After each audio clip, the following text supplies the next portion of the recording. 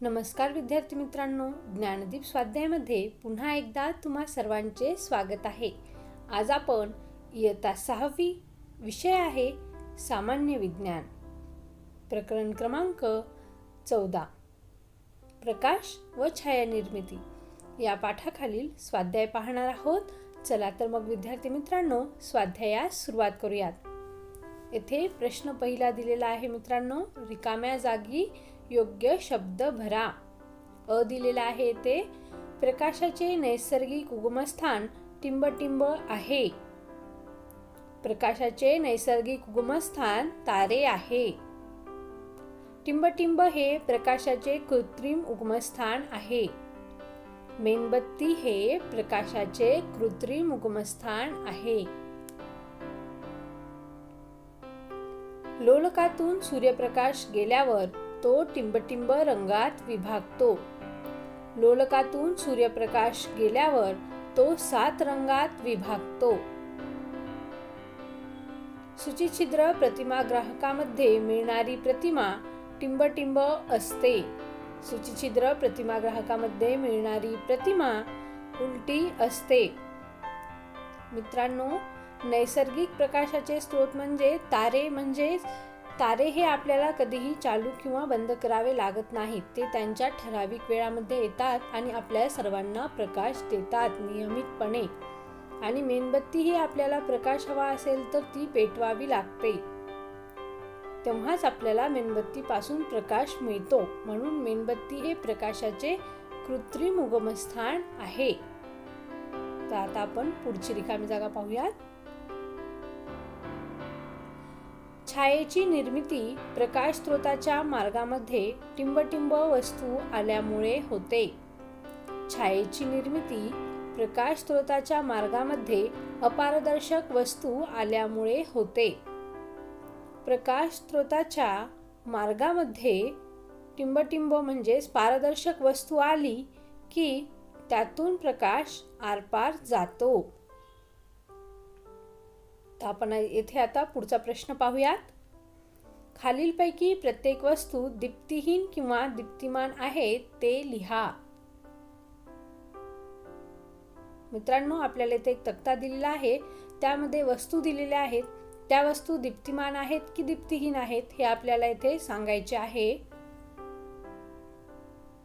जसे की पुस्तक हे दीप्तिहीन आहे, पेटलेली मेणबत्ती ही दीप्तिमान आहे, मेण कापड हे दीप्तिहीन आहे, पेन्सिलही दीप्तिहीन आहे, पेन दीप्तिहीन आहे, बल्ब दीप्तिमान आहे, टायर दीप्तिहीन आहे आणि विजेरी ही दीप्तिमान आहे।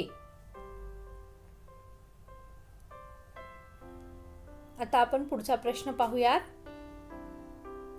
प्रश्न तिसरा, सांगा मी कोणाशी जोडी लावू। येथे अ गट आणि ब गट असे 2 गट पडतात। अ गटामध्ये काय काय ते पाहूयात।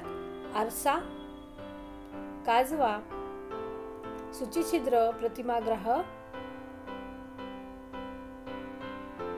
आणि चंद्र।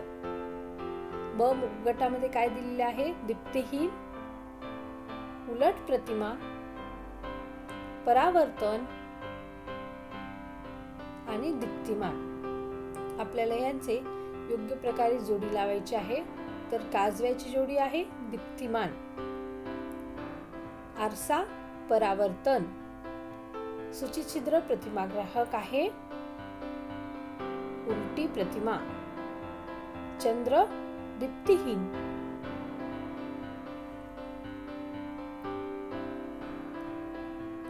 प्रश्न चौथा, खालील प्रश्नांची उत्तरे लिहा। प्रश्न पहिला आहे, छाया निर्मितीसाठी कोणकोणत्या बाबी आवश्यक असतात। उत्तर, छाया निर्मितीसाठी प्रकाश स्रोत, अपारदर्शक वस्तू आणि सपाट पृष्ठभाग इत्यादी बाबी आवश्यक असतात।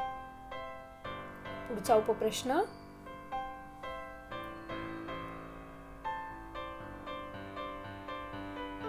वस्तू केव्हा दिसू शकते। उत्तर आहे, प्रकाश स्रोतापासून वस्तूवर पडणारी प्रकाश किरणे वस्तूच्या पृष्ठभागापासून परत फिरतात।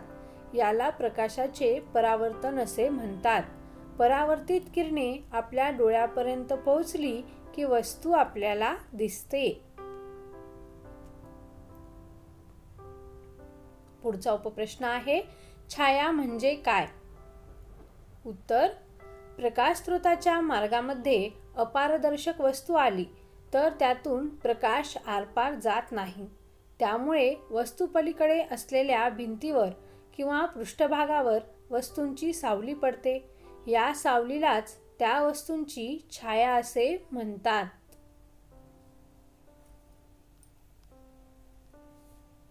मित्रांनो, तुम्हाला कसा वाटला आमचा व्हिडिओ नक्कीच आम्हाला कमेंट करून कळवा। तुम्हाला हा व्हिडिओ आवडला असल्यास तुमच्या मित्रांना नक्कीच शेअर करा। खेळा, खा, अभ्यास करा, खूप मस्त रहा, आनंदी रहा आणि तुम्हाला पुढील शैक्षणिक वाटचालीस गुड लक मित्रांनो।